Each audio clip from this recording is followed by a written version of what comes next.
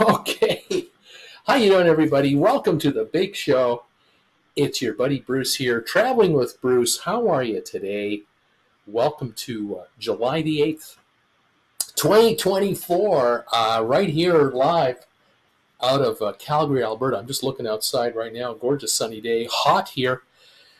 We've hit probably our warmest day of the year so far, and that's going to be broken tomorrow. We're at 87 Fahrenheit.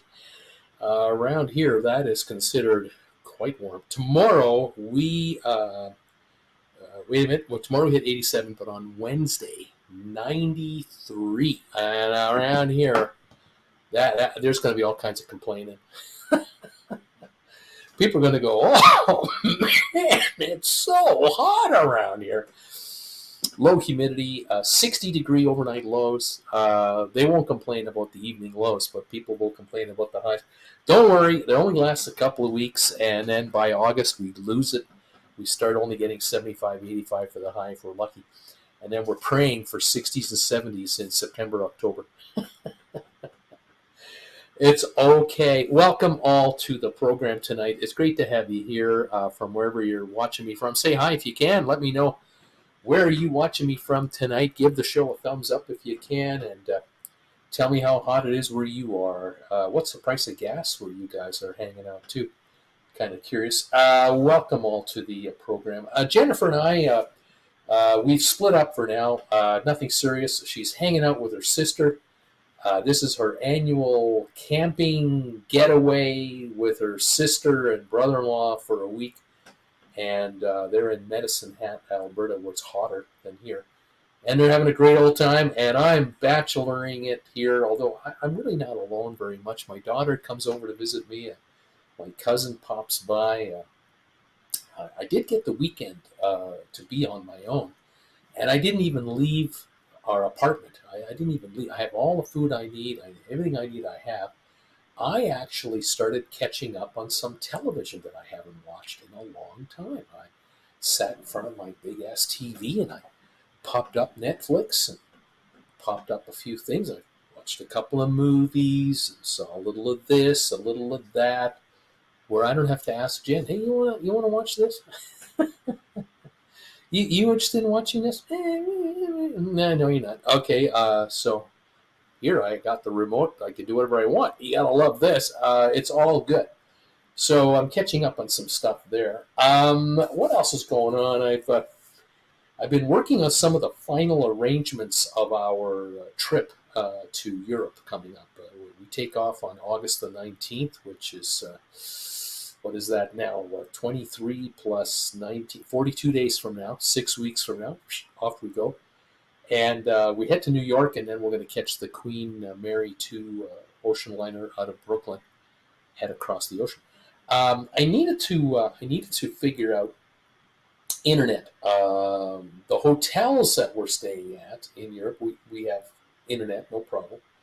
But on the ship, I had to acquire my internet on the ship. So rather than pay $30 a day on board the ship, I secured it at $24 a day before the cruise. But that was one thing. I got that done, and we're good to go. So the hope is, across my fingers, that I will be able to broadcast right off the ship itself. At the very least, produce videos, upload them, put them on the channel. The other thing I had to figure out was once we were in the UK and in London, we were going to leave London, head to Zurich by air, and we've got our tickets for that, and then we're going to be in Switzerland for about 3 weeks, and then we're flying to Hamburg from Zurich, which we got that figured out. But I needed to acquire train tickets from the airport in Zurich to Zermatt in Switzerland, which is a resort village in the mountains, in the Alps, right near the Matterhorn mountain. To give you an idea of what I am talking about, check out this video. I don't know if you can hear me or not. I'm hoping you can. This is This is a shot of Zermatt that I took last year with my iPhone. My daughter and I had rented a couple of electric bicycles for the day, and I zoomed in on a couple of buildings near the hotel we're staying at, and then I shot the entire village of Zermatt, which there's the Matterhorn in the background. In the wintertime, this is a skier's paradise, and in the summertime, bicycle, hiking, take the cable cars, and just enjoy yourself. What a gorgeous place. No automobiles allowed in this community. And it's just drop down gorgeous. This was last year, October. This is not even the dead of summer. Some of the leaves are already turning color on some of these trees. But that's my amateurish shot there of Zermatt. Anyway, we needed to get a train ride from the Zurich airport to Zermatt, and then from Zermatt back to the airport, and we get all our bags and stuff. And in prior years, Jen and I had traveled Europe using Eurail passes because we did extensive European rail travel between the UK and Amsterdam and Berlin and Vienna and Munich and so on. But this time around, we're not doing that. We're on a cruise ship. We're taking one train ride from Southampton to London and flying to Zurich. We just need this train ride from Zurich to Zermatt and back. Well, in Switzerland, the rail system is second to none. Very extensive, and we're not going to rent a car or anything like that. We're going to take the train. I was able to acquire what is called a day pass. It is one of these discounted buy in advance day passes, but you cannot be Swiss to buy it. You must be a foreign national. Well, that's us. And so we ended up buying this pass, which we upgraded to a first class day pass, giving us unlimited access to any form of public transport in Switzerland for 24 hours on the day in question. So we bought one for the day we're going to Zermatt, one for the day we're coming back. We will only need the train ride because it is so incredible to think about when you think about North America compared to Europe. We can go from the middle of a resort getaway like Zermatt, 5,000 population with 25,000 tourists, from the main train station in downtown Zermatt to the actual airport in Zurich, a train station underneath the airport.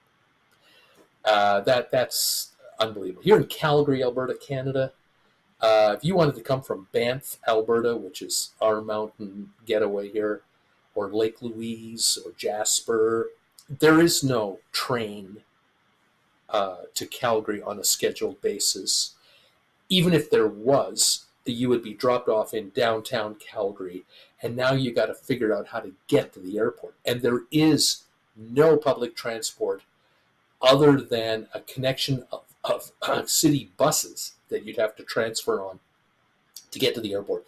You would be likely taking a cab or an Uber, and you're going to pay 30 to 60 bucks for a cab or an Uber from downtown Calgary to our airport. Now, we are a new city.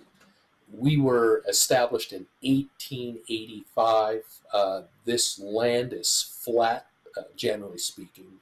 We have rivers and creeks and some hills, but we're not not in the foothills of the Rockies. It's pretty flat. And so for 50 years, 60 years, 70 years, this city has had an opportunity to build a light rail transit connection from the existing light rail transit we have to the airport. And it has never, ever been done. And here we are in 2024, and we still don't have it.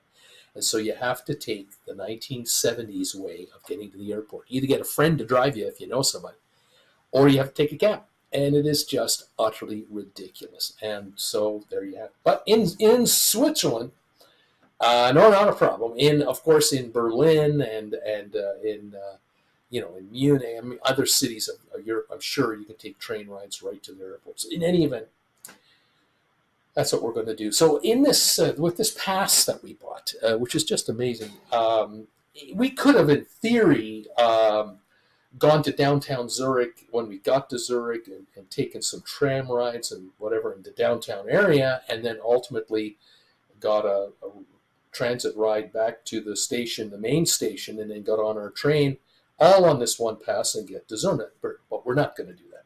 We are getting off the airplane in Zurich. We're going to work our way to the platform and get on a train and go right to Zurich because we have a hotel waiting for us that day. Cost of this ticket per person is 86 Swiss francs. And if you take about 10% off of that, that's the American equivalent. So it's about 77 American dollars. 77 American dollars from the airport in Zurich to Zermatt, which will take us about 2.5 hours, 2 3/4 hours roughly in time, and is probably one of the most beautiful railroad trips you could ever take. You can tell who the tourists are on board a Swiss national high-speed rail train by how many people have got their phones out and are just shooting outside their windows, just like me. You cannot believe what you're looking at. You are convinced you're in Disney World, and these are just pretend hills with pretend chalets up there, with farms and cattle with bells on their necks. I mean, come on, that doesn't exist, really. Really, it does. Pretty special. In any event, a very good deal. We could have gone second class seating. It would have cost us maybe 45 francs, $40 US. If you're a student, these passes, there are student passes that are probably even less than that for second class rail. It's a national priority in Switzerland that you get to go from one place in Switzerland to any other place in Switzerland affordably and economically. All are equal. And it isn't reserved for the high speed, high volume lines only. It is a national all benefit deal. And kind of like it, I have to admit. I do kind of like it. Very interesting, and you can tell the pride that the Swiss have of their national system. It works like a charm. Amazing. I did all this online. I have my rail pass on my phone. I need only to show this fancy dancy box with all the squiggles on it to show my ticket. It's a no-brainer. Unbelievable. It's just the most amazing thing. I really did enjoy 2 years in a row going to Europe with Jennifer using the Euro Rail Pass. No problem with it at all. Absolutely fabulous. The first year we weren't so sure. We did a little bit of digging on how it was going to go, but oh man, we've done a 15-day pass and a 10-day pass for Eurorail in numerous countries, and more than paid for itself. I mean, just many times over, we got a wonderful benefit from it. So, yes, if you're going to Europe, you really don't need to rent a car, really. Again, depending on where you're going, what you're doing, and what you're up to, but pretty cool bean stuff. So we are looking forward to that. Another thing that we're looking forward to is the idea of having a meet and greet. We're hoping to do a meet and greet with viewers of this channel. And I'm sort of thinking about doing one in New York and one in London. And I'm wondering if there might be interest from any of you viewers for that. I know New York is a cinch because we would do it in the Times Square area, sort of Manhattan. But for London, I've got to figure out where in London, and we're sort of thinking it'll be September, sometime between the 11th and the 25th of September. That's when we would be in London, and we're going to see if we can put together a get-together. I know for my other channel, it's definitely happening.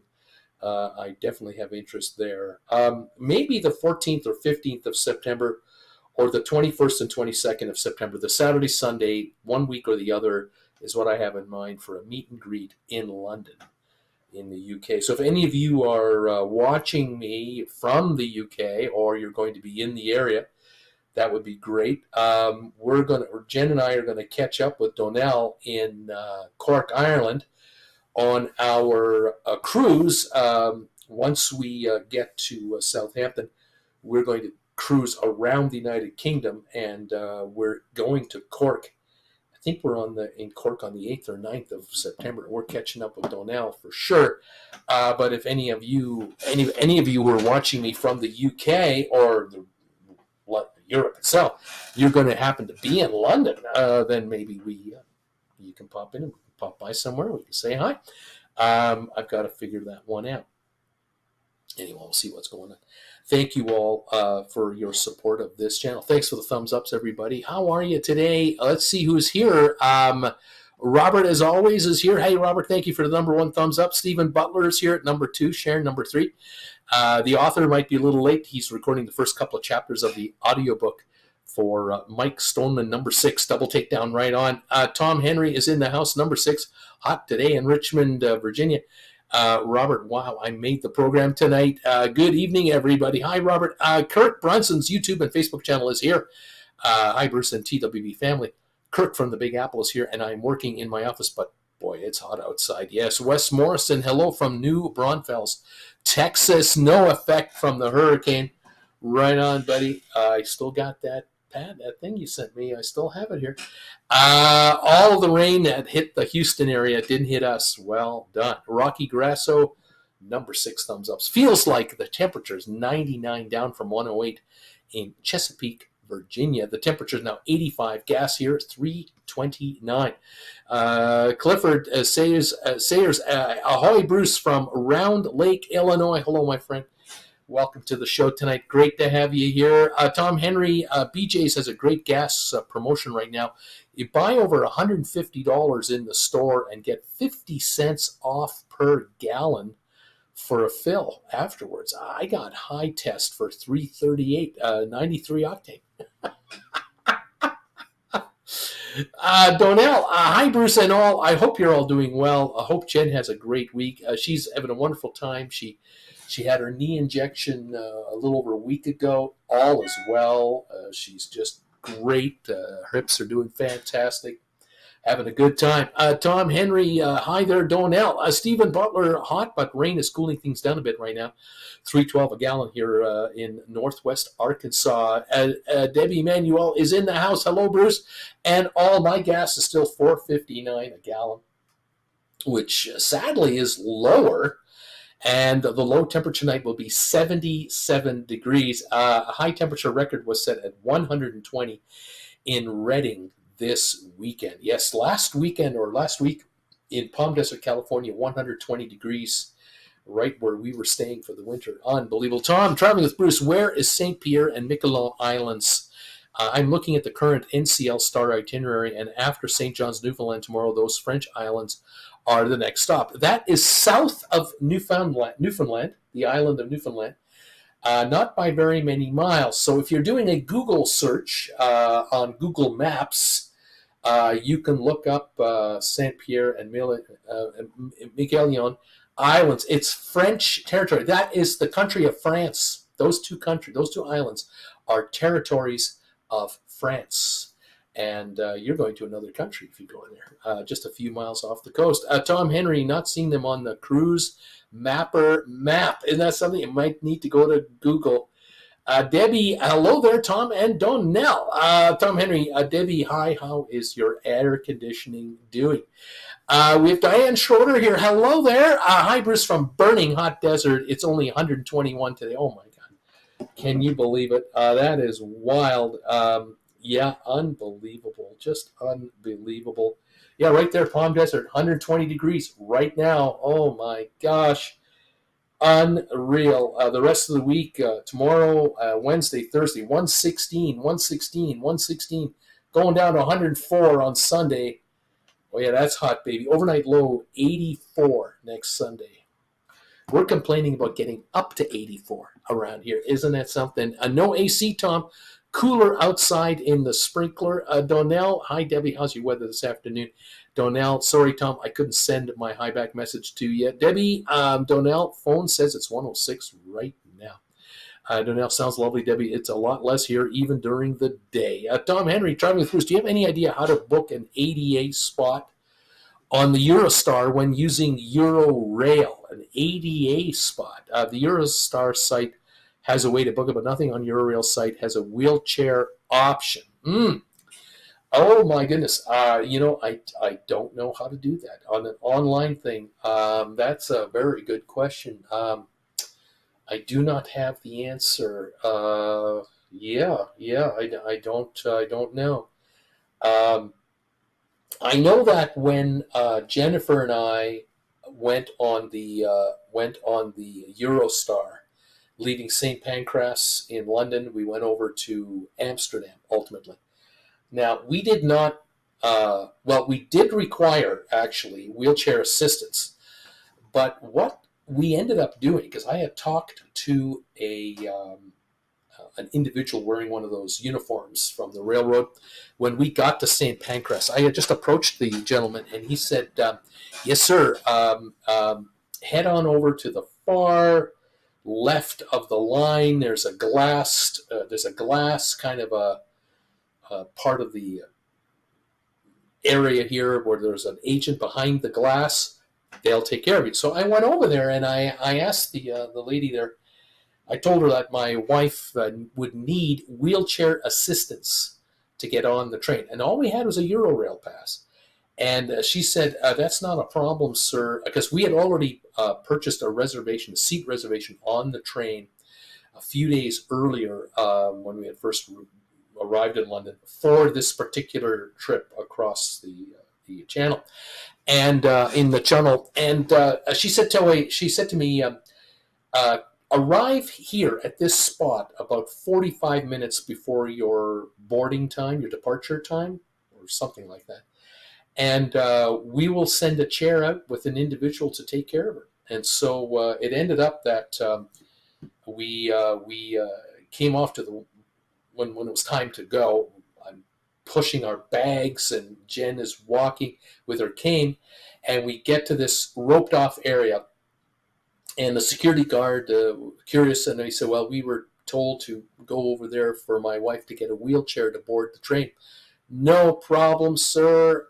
Follow me." And he started lifting the rope barriers and escorted my wife and I through this little labyrinth right to the glass box area. And I went up to there. Jennifer just sat down on the bench and relaxed, and I talked to the lady. She said, "Yes, you're here. Okay, we'll get a wheelchair out." And within 5 minutes, out came a gentleman with a wheelchair, and I directed him to my wife, and he helped Jennifer get in there and took care of the footrests and said, "All right, in 3 minutes we're going in, and we're bypassing the entire lineup, waiting to get on this train." There were at least conservatively 500 people in a long, snaky line like this. It just went back and forth and back to get into the area for the Eurorail train to Europe.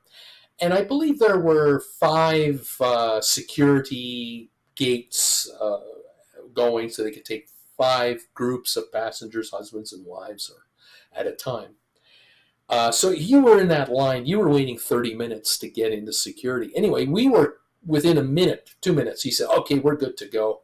And he told me, "You just follow me, sir, and your wife in the wheelchair. You're good to go." I said, "Great." So I got the bags, and here he goes, and we're going right to security, and I think it was passport control was the first stop. Passport control. And the passport officer finished the paperwork for the individual they were dealing with, then put a halt sign on the regular line and brought up our guy. And Jen and I went right up there, and he handed the agent our passports. And we were standing about 10 feet away, and then not a problem. I don't know. I don't remember if they stamped it or not, and he just waved us through. And then we went right through to security. Same thing. There was a lineup of people waiting, and as soon as we got there, they stopped the line. We were right through. Next, through the machines and everything, and through the other side, no problem. And then he took us to a waiting area where there was seating for folks who needed assistance. Well, we come in there, and there's no place to sit. But this guy, he's not being fooled by any of this. He knows that half of the people in that area are not supposed to be there. So he just starts coming up and asking for tickets because he's got on the uniform, the railroad uniform, a ticket agent uniform, and so they're showing him his tickets. He, oh, them, sorry, ma'am, this is not. You can't sit here. This is for assisted only. And so all these people, he shoot out 20 people in minutes, and all of a sudden there was all kinds of seating available for Jen and I to have a seat. So he said, "You just sit here and relax, and I'll be back in 5 minutes, and we'll take you to the train." And sure enough, 5 minutes later, he comes back, and he's talking to a young fellow about something else, and off that guy goes. He says, "All right, let's get you on the train." And we went through the entire crowd over to a glass elevator and went right up the elevator to the rail line. And we got up there, and right to our left was the Eurostar train. And he says, "You're in car number whatever. We have to go forward 5 rail cars." And he's just pushing Jen, and I'm puffing and puffing behind him, pulling the bags. And we got to the car, and he helped Jennifer get in there right to her seat. And I was bringing in the bags, one at a time, loading them up, and he helped me get the bags loaded up into the area. And I'm turning around looking to give him a cash tip. He's gone. He's already gone. He's got the chair, and he's on his way back because he's got passenger after passenger to look after. I couldn't even tip this guy. It was unbelievable. So, Tom, you may well find that when you get to St. Pancras, just go to the very far end where there's a glass area there with agents behind it where the security check-in is, and or ask any of the people there. They absolutely know for wheelchair assist what to do. Hopefully, cross my fingers, this is going to work for you. See what happens. There you go. But I don't know how to do it online, I have to admit. Don't know if things have changed or not. Tom, on the 28th, he was asking, Kirk, thank you, Sharon. Sharon's smiling. Kirk, Tom, my birthday is September 29th. That is definitely a possibility. That's a week after my birthday. So congratulations, my friend. We're both getting older. Welcome to the program tonight from wherever you are tonight.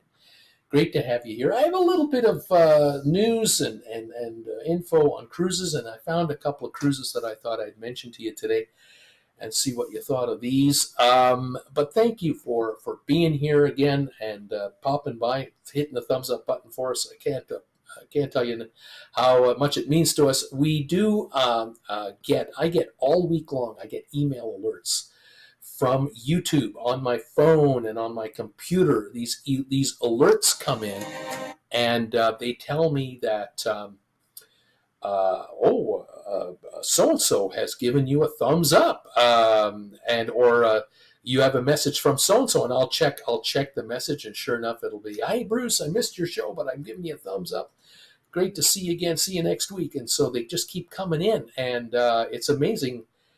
By the end of the week, we almost hit 100 thumbs ups a week. It's just surprising how this works. So thank you for those of you who are here, giving us a thumbs up to get the thing started. The rerunners who are watching the show all during the week are also helping us, and we appreciate you for all of that. Thank you very much. All right, let's talk about some info, about some news that I thought you might want to be aware of this week, of what's going on in the cruise business. First of all, we're going to start with Alaska. Let's take a look here. Here's a shot of Ketchikan, I guess. No, this is Juneau. Pardon me. This is Juneau, Alaska. And the news out of Juneau is that the residents of Juneau, the city of Juneau, they have managed to put a vote together. There's going to be a city vote, kind of like a plebiscite, whether or not to limit cruise ships coming in. And I guess the measure has kind of been refined to down to restricting large cruise ships of more than 250 people on Saturdays. Now, I'll show you a couple of shots here of Juneau. So if you've ever been here, you know what I'm talking about. If you've ever taken an Alaska cruise, you are more than familiar with this area. You've likely been here. There's room for several ships at a time. You can see here, think about these ships. You're talking about 2,500 to 4,000 passengers per ship. And so we're dealing here with 12, 15, 16,000 people potentially coming in for the day, depending on how many of these larger ships pull in at any one time. And the folks in Juneau are saying, folks, it's just, you're drowning us. We love the love. We love the fact that you love us, but you're killing us right now with too much of this. And we've got to take efforts here. Now, Monday to Friday, hey, it's go time. We're all working. You're coming in, and it's busy anyway. But on Saturdays, we'd really like to have a quiet day here for ourselves. Can you blame these people? I mean, the cruise lines are killing these places with just an overabundance of travelers. Now, look, if you're in the T-shirt business, you're in the souvenir business, you're in the tourist guide business, you want ships coming in 7 days a week. I mean, after all, you're here to make a living, and a darn good one in a limited season. But you're a full-timer. This can't be good. This just can't be all that enjoyable. And so there's talk now, and there is a vote coming up. I think it's in October to discuss whether or not there will be a limit on how many ships will be allowed in and how many tourists a day, what kind of maximum will be allowed. Kind of makes sense to me. It doesn't look like Juneau is able to handle 15 to 20,000 every day. I mean, that's getting kind of silly. Of course, I'm a guy speaking from experience coming from the Cayman Islands when Jen Jr. and I, we lived there from 1999 through 2000, a couple of years. And even in those days, most cruise ships did not necessarily have 4,000 passengers, but we certainly had ships with 1,500 to 2,500 passengers and 5 or 6 a day. That's 15,000 people coming off. Everybody wanted to get off the ship to come to the Cayman Islands for the day. It was a great place to visit, but it was insane. Monday to Friday, school days, it was crazy to get Jennifer Jr. to school. We had to drop her off and then get me to work. I tell you, it was stop and go traffic on a tiny little island. It would take a half an hour to get this done. It was just ridiculous.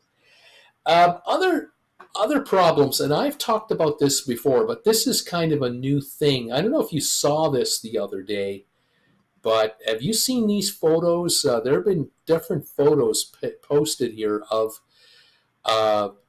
these are apparently these are residents of Barcelona. These are Barcelonians, and they are shooting water squirt guns at tourists inside restaurants.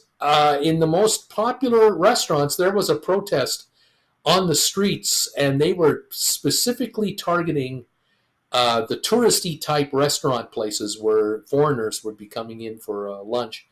And they were squirting them with water right on the patios and stuff. And it wasn't all that pleasant. Thankfully, it wasn't vinegar, and it wasn't anything like acid or anything like that. But Barcelona has a problem, and here's the problem right there. Look at that photo of a Saturday or a Sunday in one of the parks downtown. There are tourists just drowning the city. Now, it's not cruise ship passengers only, but there has certainly been a major move against cruise ships made by Barcelona. A major move, and Barcelona is desperately trying to lessen the impact of daytime or day visit tourism to the area. And they're now getting more desperate because the city fathers, I guess, are not moving fast enough. Although I will admit they are making moves against cruise ships, no question about it. Here's another image that came out just a day or two ago. This is from Kiel, Germany. This is a port near Bremen, I think, in the northern part of Germany. These kayak protesters are coming by, creating all kinds of havoc with cruise ships. And what they're doing is they're mounting that part of the ship that sticks out at the front called a bulbous.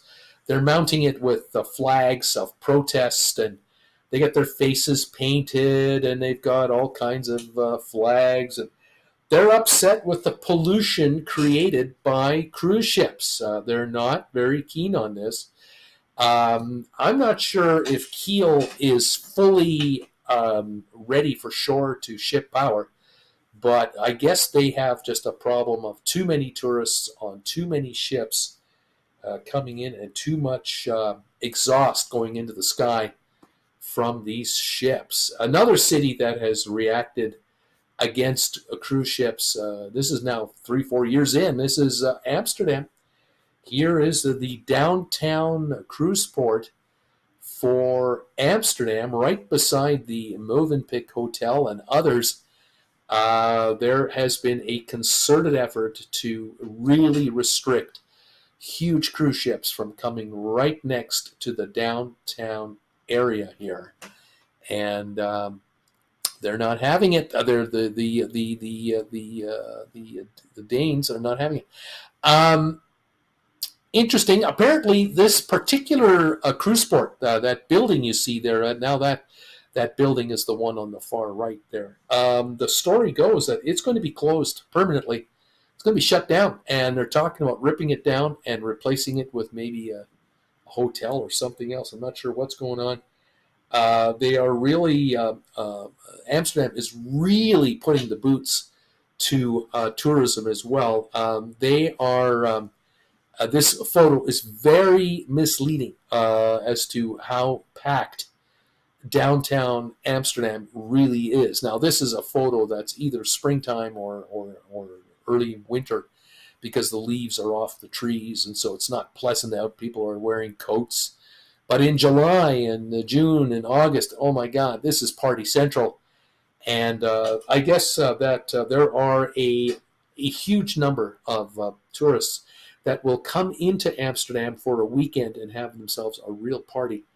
And the city fathers are trying to curb this activity dramatically. They're doing everything they can to curb it. But unfortunately for the folks in Amsterdam, the city's reputation as a party town goes back generations. And this is a tough hobby to break. If you're a young guy, a young girl in your late teens, early 20s, you're going to come here with your pals. There are boyfriends and girlfriends that come here. There are, 3 or 4 girls get together, 3 or 4 guys get together from different villages and cities and everything, and they come in here for the weekend, and who knows what transpires in Amsterdam. It might not stay in Amsterdam, I don't know, but I wonder how many romantic interludes have taken place in a city like Amsterdam over the years from people, bumping into each other in a funny kind of way. I don't know if the city fathers of Amsterdam can do much about it, but on the cruise ship side,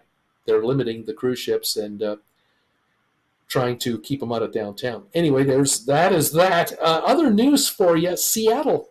Here's something about Seattle. Here's a shot of Seattle and a couple of cruise ships here, and I think there's a cruise ship in the background there. Hard to see. Anyway, Seattle, as you are probably well aware, is the home port city in the summertime for Alaska-based cruises. Many, many Alaska-based cruises begin and end in Seattle. Well, Seattle is requiring cruise ships to begin to accept shore power. And so these massive power lines are now being installed. And you can see here one of the Holland America ships right beside the ship-to-shore power station right there. And these plugs get inserted into the ship's electrical system, and they can now shut off their engines, their diesel burning engines can be shut down, and apparently 80% less emissions happen when a cruise ship plugs into shore power. 80% less fuel is used, which is a massive amount of pollutants not being released into the air.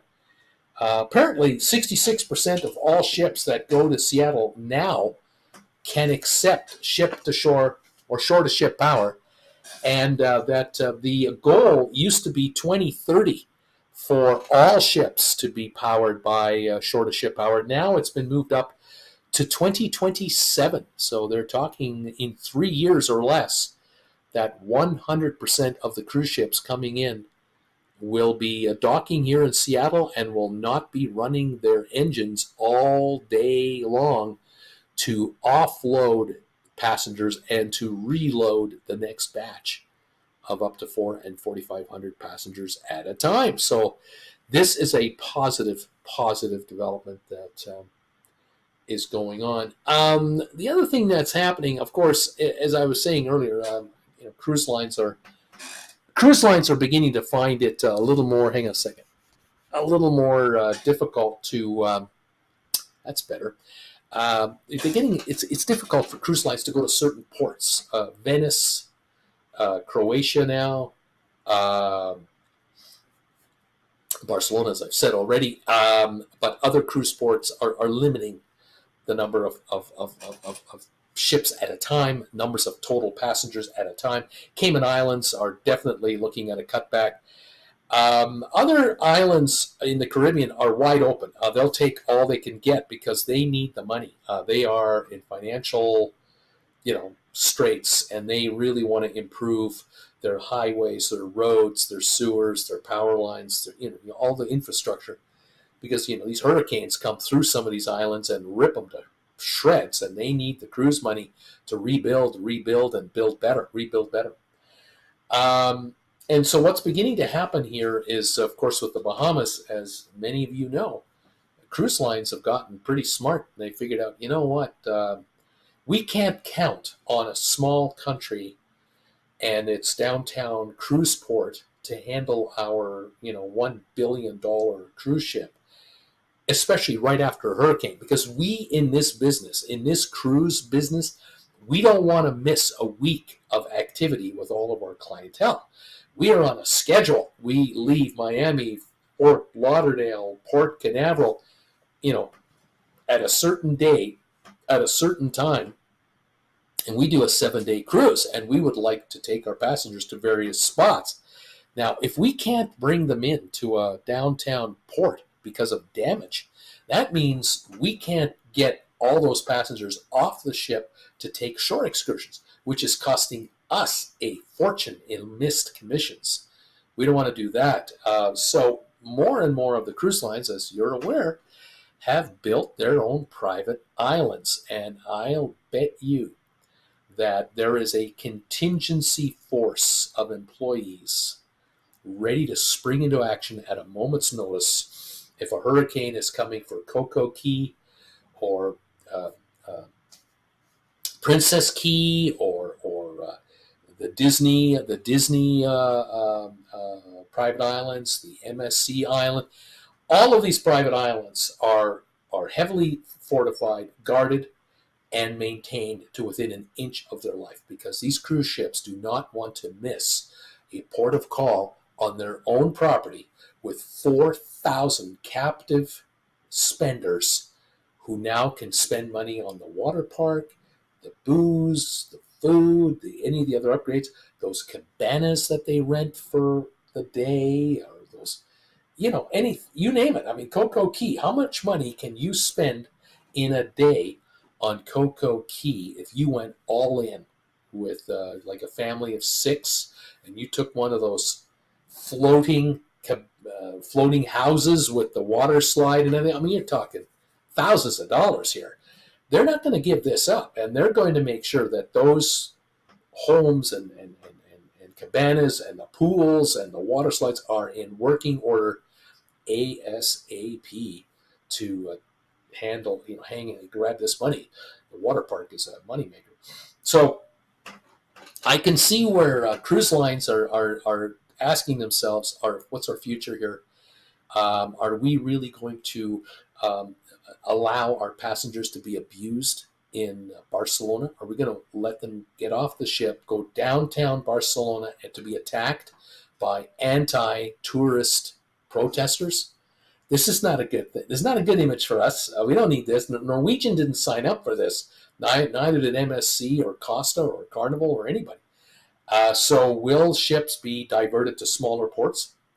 The Mediterranean, there are many of them. The problem is some of these ships are such behemoths that they really can't go anywhere else unless you want to tender passengers off and on the ship back and forth. This is costing the cruise line a lot of money. Wear and tear on their tenders.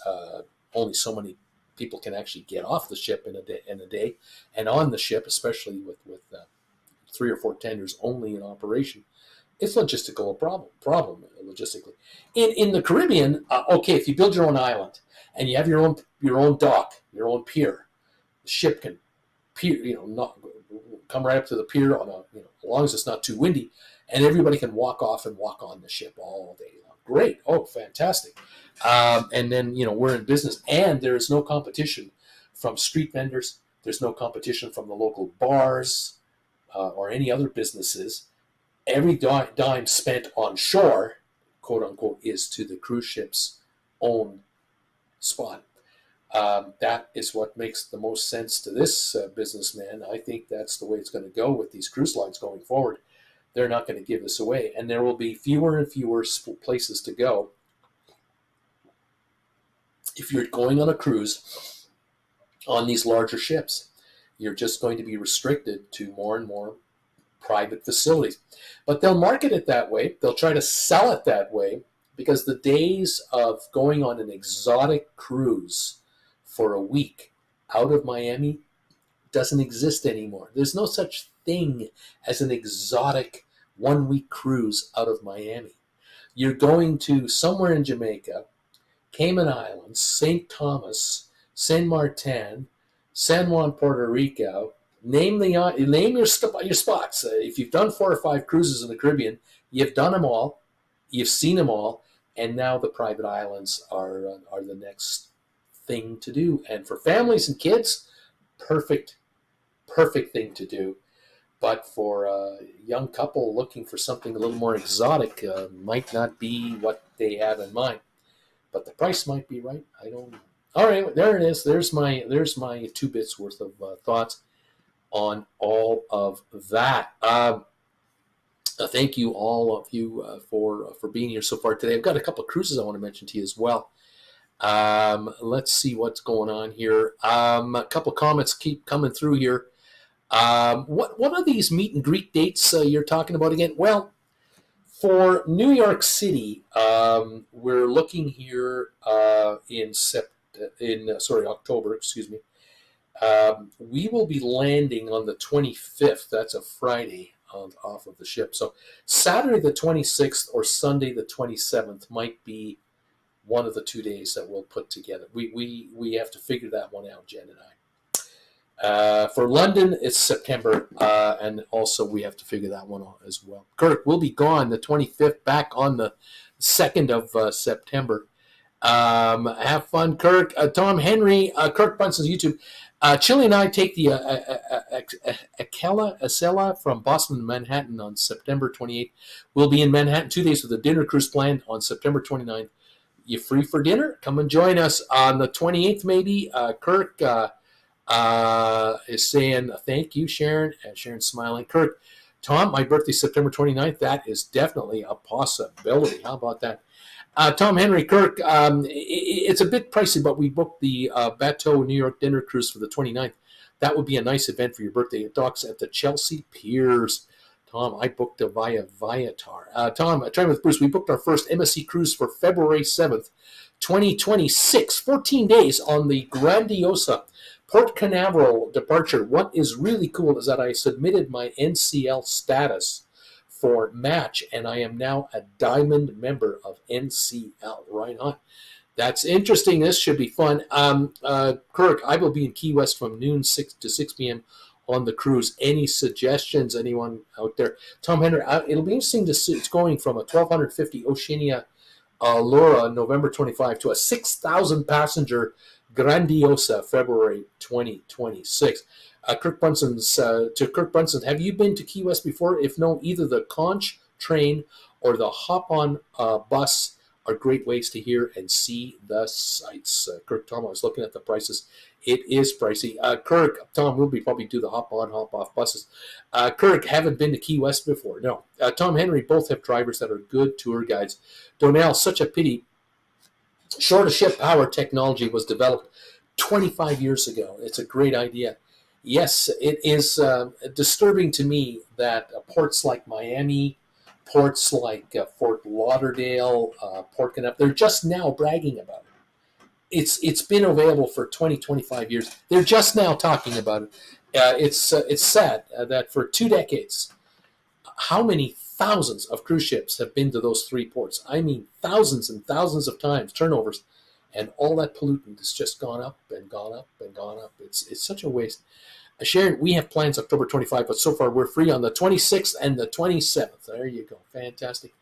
Hopefully by next week we'll have this figured out and we'll let you all know what we've got cooking and see what's going on for a get together. We'll see how this can play out for the Big Apple and also for London. All right. Now let's talk about a couple of cruises that I came up with here. Again, they're not necessarily bargoons, but they're kind of unique, and I thought I would mention. The first one is on Tom Henry's favorite cruise line, Norwegian Cruise Line. This is on the Norwegian Sun, and this ship has an interesting history with me, and I believe with Tom Henry too, but with me in particular. This ship, if I'm not mistaken, was one of the ships that really helped launch my channel, this particular channel, Traveling with Bruce, because back in, I guess, 2017, 18, the ship was sailing, I believe, through the Panama Canal, and the crew, sorry, not the crew, but there was a construction crew on board the ship, and a big chunk of this cruise ship was off limits to the passengers. They had no idea that they were actually on a construction cruise, and this thing was for weeks the center of controversy. They were using all kinds of dangerous chemicals, stripping paint off of decks, using all kinds of corrosive materials. The dust levels in the cabins was atrocious.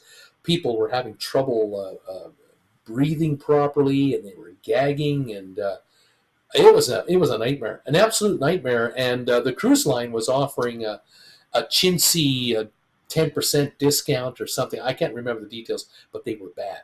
Frank Del Rio in his prime. I'll tell you, this did not work. It did not go well for Norwegian. And for weeks, the passengers of this ship really put up a stink. And finally, I think they were given a 50% refund, a 100% refund. I don't even know. Anyway, here we are many years later. This ship has a deal if you want to take a cruise. This cruise is leaving from Vancouver and going to Honolulu.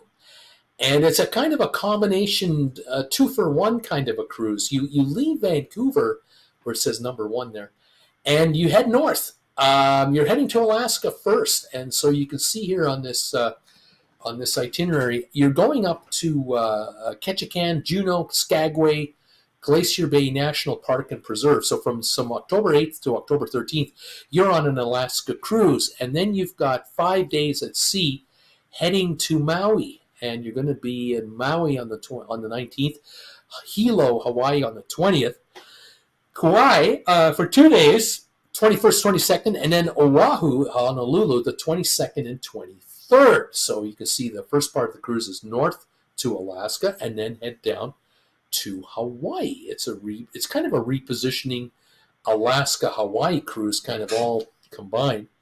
On this ship, it was built in 2001. The last time it was refurbished was 2021. The time before that was 2017, when my channel was just starting out. 78,000 tons, 848 feet long, 123 feet wide, 1,900 passenger capacity, 900 crew. Tipping is automatically charged for guests in regular rooms at $20 a day. This is the top price. This is some of the highest daily tipping charges on any cruise line and this is for a 23-year-old ship. That's balls. $25 if you're in the club balcony suites per person per day, and a 20% tip is added to all beverage orders, salon and spa services, and everything else. So, this is typical Norwegian. There's nothing unchanged here. There's the dining area, the dining room.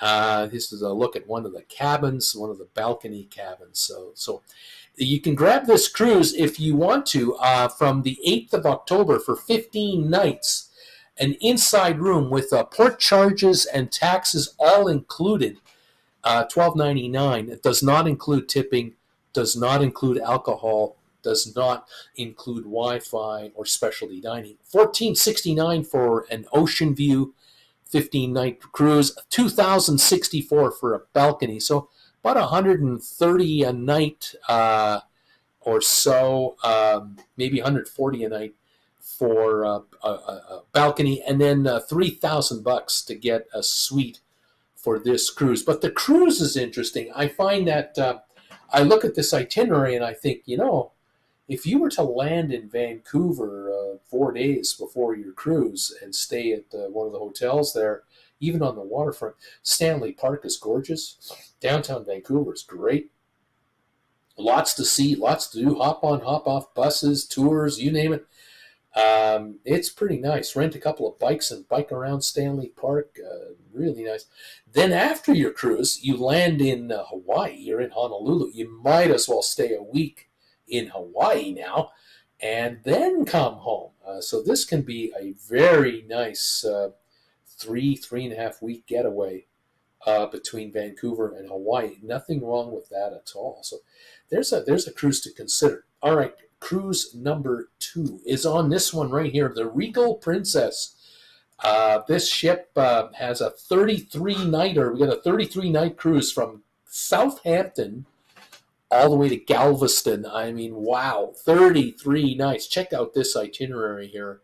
Look at that. You're leaving Southampton, and the first thing you're going to do is circle the United Kingdom. So let me show you the itinerary here. You see this here, Tuesday, September 24, you leave Southampton, and then on Thursday you can catch up with Donnell in Cork, Ireland. Donnell, of course, is our official Channel's ambassador to Cork, Ireland. Then Dublin the next day, Belfast the next day, then Liverpool, then Glasgow, then up over the top, Kirkwall, Scotland, Edinburgh, and then all the way down to Paris and back to Southampton. So there's your first, 10, 11-day cruise here. From there, we're leaving to Bilbao, Spain. And here we go from Bilbao, Spain to Vigo, after sea day, Funchal, Madeira in Portugal. And then you cross the Atlantic. And now look at it. You got yourself a Caribbean cruise here. Antigua, St. Thomas, a couple of sea days, Grand Cayman, and then Galveston after 2 more days. So really what you got here is 2 cruises in one. You've got the first itinerary is around the UK. Then heading to the islands here just off of Spain, and then over to the Caribbean. Here's your full map right here. Look at that, all the way from Southampton all the way to Galveston in Texas. That is quite the trip. This one, as I said, is a 33-nighter. So if you're going to go inside, it's $3,100. Balcony is $3,400. And a suite is $4,900. So you want to go balcony for $3,400. 33 nights, $3,400, including your taxes and port charges. The extras you're going to pay, of course, will be tipping, drinks, what have you. So here you are. Here's a breakdown of the ship. Built in 2014, refurbished 2017, 1,083 feet long, 126 feet wide. 3,560 passenger capacity, 1,300 crew. $18 a day for suites, $16 a day for mini suites, $17 a day for mini suites, $16 a day for regular cabins, 18% tip charges on board this vessel. And here's an example of one of the balcony rooms on board the Regal Princess. Of course, your pool deck. is right here, and hot tubs up on the top and on the bottom, and you name it. There you go. Interesting cruise. 33 days, 2 cruises in one. Get to England a week before your cruise and enjoy London for a while or anywhere else. Then get on the ship, end up in Galveston in the USA, and away you go. Get to Houston, you can fly anywhere. The third trip, their third cruise ship here is the Eurodam from Holland America. I found a cruise here that is a 16-nighter, San Diego to Fort Lauderdale through the Panama Canal. Here we go. You can see leaving San Diego into Puerto Vallarta, then to Santa Cruz, Huatulco, to Puerto Chiapas, Puerto Quetzal, Panteras, through the canal to Aruba and up to Fort Lauderdale. So here's the itinerary right there. 2 sea days after San Diego, Puerto Vallarta, another sea day. There you go. Huatulco, Puerto Chiapas, Puerto Quetzal to Punta Arenas, and then Panama Canal, full day cruising, sea day to Aruba, 2 sea days, and you're in Fort Lauderdale, USA. Here's your pricing for this ship, for this particular cruise. 16 nights, inside room, all in, $16.98. Of course, tipping is extra, drinks extra. Brochure, the ocean view here of 1860, a balcony $3,000, and the suite $58.98. Nice ship, built in 08, refurbished in 18, 86,000 tons. Many ships identical to this one, 930 feet long, 106 feet wide, 2,100 passengers. Not too big a ship, but just right. Nice size.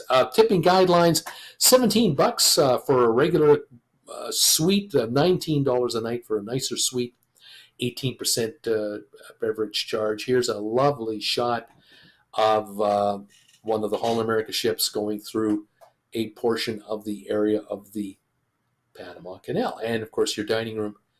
Very nice. Not a problem eating meals inside a Holland America ship. It's 5-star cruise line. Very nice, and would be a wonderful cruise. I thought those 3 cruises deserved your attention. They are available coming up October the 8th for the Sun Cruise, the Regal Princess Cruise, September 24, Holland America, October 10. So for fall, there are 3 cruises, not too incredibly expensive.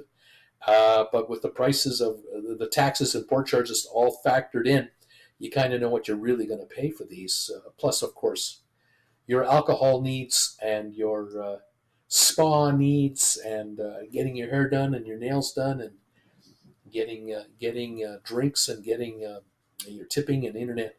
You'll figure that one out. But some of these cruises could really be booked together with some pre and post vacation time as well. If you have the money and the time to do it, might be worth your while. There you go, folks. That's just my thought on those guys. I thought I'd mention those cruises. Let's see here. What else is going on here? Tom Henry, just prior to my April transatlantic on Star, which was going into dry dock after we disembarked in Barcelona, by the way, I packed breathing masks and goggles just in case. There you go, Tom. Sun is noted for having the best club balcony suites, former mini suites. We were in the aft-facing mini suite in Cozumel with our view directly at the Royal Caribbean ship that was next to the crash area in between. Tom Henry, the 2 Carnival ships. I was sitting on the floor working on my laptop and missed the action, just taking pics of the Royal Caribbean ship prior to the accident. I made a video about that accident where the 2 Carnival ships, one cut in front of the other, and got sliced up in the back end pretty badly. That was, 5-6 years ago as well? It's amazing. It's pre-COVID. It's a terribly windy day that day. Unbelievable. Well, there you have it. News from the cruise world today. Thank you all for joining me again. So appreciate all of you. Thank you for these thumbs ups now. We've now hit a total of 27. Nice going, everybody. Thank you. If you can hit that thumbs up button for me, whether you're watching live or on the rerun, I would love you for that. Thank you all so very much. We'll see you here next Monday on the 15th of July as we are zooming into the 19th of August. getting ready to go. Looking forward to hitting the road for our European getaway. 70 days this time around. And starting off with our first cruise. For Jen and I, this will be our first time on a ship since 2015. Unbelievable. I cannot tell you the disbelief I have that if someone would have said to me in 2015, you're getting off this ship here, Bruce, the next time you get on a cruise ship will be 2024. And I'm going, come on, 9 years? What's going to happen in 9 years? A full-blown worldwide virus of some kind? Or something crazy like I would start a YouTube channel or two? I mean, come on. And sure enough, from 2015 to now, a lot has happened. And so this is the first time I'll be on a ship as a YouTuber. Can you believe it? I can't believe it. It's not like we didn't try in 2020. We did try back then, but we couldn't get on a ship. In any event, fun stuff. Jeff Gunther, I'm number 28 here on your thumbs up meter. I'm normally a rerunner. I'm here today live. I'm giving you a thumbs up. Thank you, Jeff. Sharon, have a great week, everybody. Robert, see you tomorrow morning, Uncle B. You betcha, buddy. Diane, thanks, Bruce. I'm glad I could drop in. I'm so glad you did, too. Stay cool. Please stay cool. Robert, good night, all. Thank you, everyone, for joining me this evening from wherever you are. Have a great week, everybody. And we'll catch you next week. Alan Carter from Calgary. How you doing there, pal? Number 31. Appreciate it, pal. Thank you so much. Enjoy the Stampede and stay cool, my friend. All right, everybody. We'll talk to you next Monday. We'll see what's going on, and we'll take it from there. Thanks again. Bruce from Calgary signing off. Until next time, bye for now. Thank you, Stephen.